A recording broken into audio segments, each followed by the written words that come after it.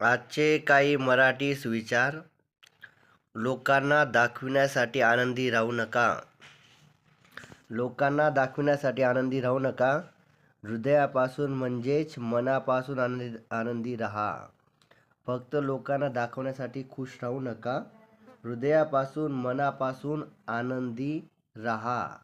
पुढचा सुविचार आहे, कष्टाचा त्रास आपण एकटे सहन करतो, पण विजयाचा आनंद साजरा करायला अख्खं गाव आपल्या सोबत असतं. पुन्हा एकदा सुविचार आहे का, खूप छान सुविचार आहे. कष्टाचा त्रास आपण एकटे सहन करतो, पण विजयाचा आनंद साजरा करायला अख्खं गाव आपल्या सोबत असतं. कष्टामध्ये आपण एकटे असतो, पण जेव्हा विजय होतो ना, तेव्हा सगळेजण विजयाचा आनंद साजरा करायला आपल्या सोबत असतात.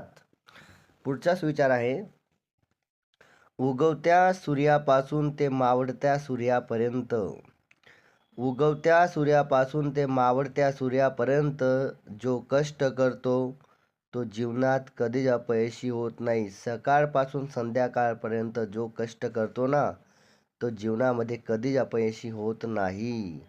पुढचा महत्त्वाचा सुविचार, बाप-दादाने कष्टाने कमवलेली शेती विकणं सोपं आहे.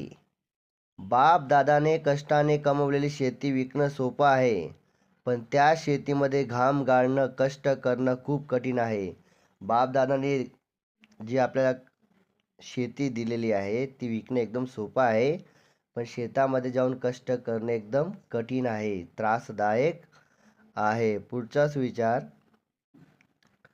कष्ट करणाऱ्याच्या चेहऱ्यावरचा आनंद कधी नकली नसतो, तो परमानंटच असतो. लक्षात ठेवा, कष्ट करणाऱ्याच्या चेहऱ्यावरचा जो आनंद असतो ना, तो कधीच नकली खोटा नसतो, तो नेहमी परमानंटच असतो. म्हणजे तो कायमचा तसा असतो. कष्ट करणारा नेहमी हॅपी असतो, आनंदी असतो. व्हिडिओ आवडला तर 2 जणांना नक्की पाठवा. थँक्यू.